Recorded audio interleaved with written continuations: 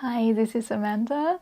In today's tutorial, I'm going to show you how to draw a flat style illustration of a mini Oreo cheesecake. Step by step, from sketch to final colors. It's super beginner friendly and a fun little project if you're just getting into digital drawing. As always, you can find the brushes and free color palette I'm using linked in the description below. Now let's get started. We will be working on a 10 cm by 10 cm canvas with an RGB color profile and 300 dpi. First, we will turn on the reference option under the Actions menu in Procreate. This lets us import a reference image into a separate pop-up window that stays on top of our canvas without getting in the way while we draw later.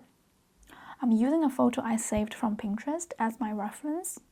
Once it's loaded, I like to move the pop-up window down to the lower left corner, just so it's easy to glance at while I sketch.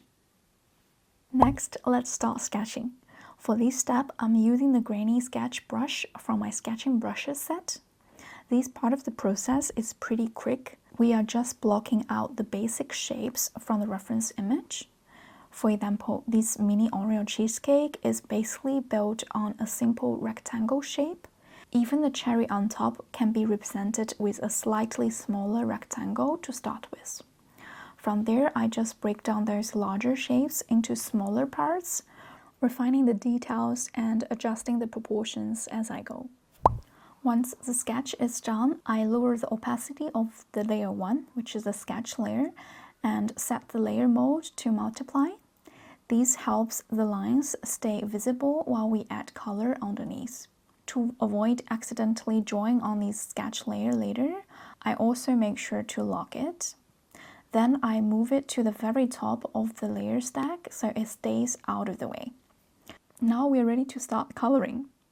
We will color on the layer 2, which is underneath the sketch layer, and begin blocking in the base colors. For the base coloring, I'm using the opaque watercolor brush.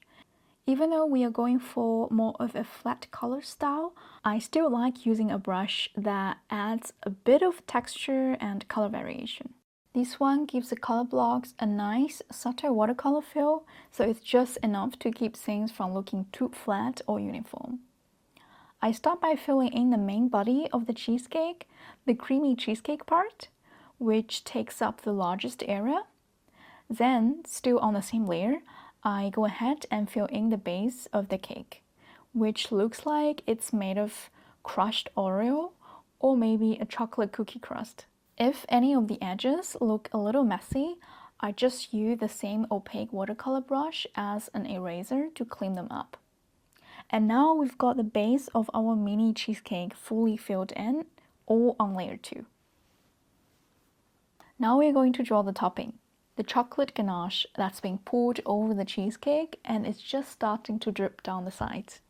For this step, I'm working on a new layer, separate from the base.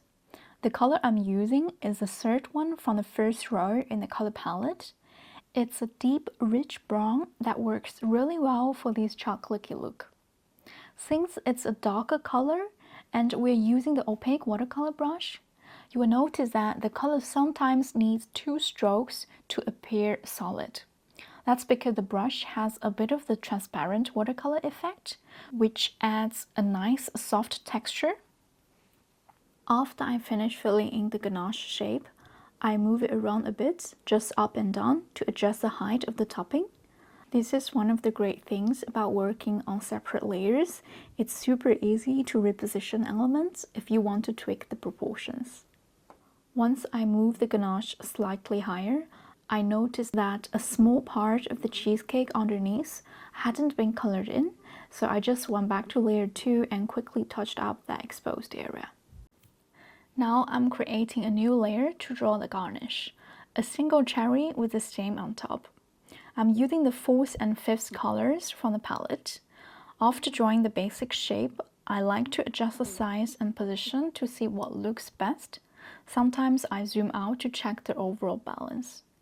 In the end, I placed the cherry in the upper right corner and made it a bit bigger. So even though we started with a sketch, I treat it more as a loose guide, so I always fine-tune shapes and proportions as I go. Next, we are going to start adding shadows and volume to each color block.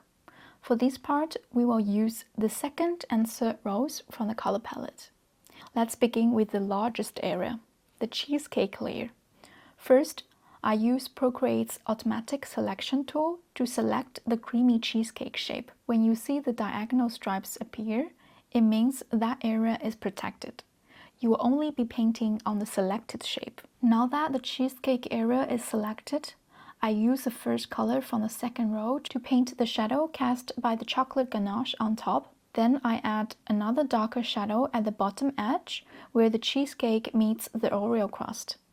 This helps give the shape more depth and make it feel more three-dimensional. To add a bit more texture, I switch to the first color from the third row and slightly tap in some tiny dots to suggest crushed Oreo bites mixed into the cheesecake. Keep it random and subtle, just enough to hint at the texture. Now let's add some shading to the chocolate ganache to give it more volume, along with the shadow cast by the cherry on top. Based on the highlights in our reference image, we can tell the light is coming from above, so I'm adding a darker shade to the areas of the ganache that aren't facing the light. I'm using the third color from the second row of the palette for this shadow.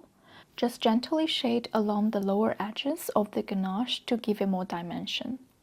And finally, I add a small shadow underneath the cherry where it touches the ganache. This helps anchor it visually and gives the whole piece a bit more realism. For the cherry, I just added a single highlight to suggest its volume and give it a bit of shine. If you are enjoying this and want to see the full process in real time, I've got a full-length version of this tutorial on my website to help you draw along. It's not sped up and there's a picture-in-picture video so you can see me drawing and hear my live voiceover as I go. There's also a little discount for the first 50 students. No pressure at all, but the link is in the video description if you're interested. And now for the most fun part. Let's turn our mini cheesecake into an adorable little character. I like to draw on cute round eyes and a tiny nose to give it personality. And my favorite part? Adding blush. I love using the watercolor blush brush from my watercolor brush pack. With just a few strokes, our cheesecake becomes more than just a dessert. It becomes our little friend. I hope you're enjoying this tutorial.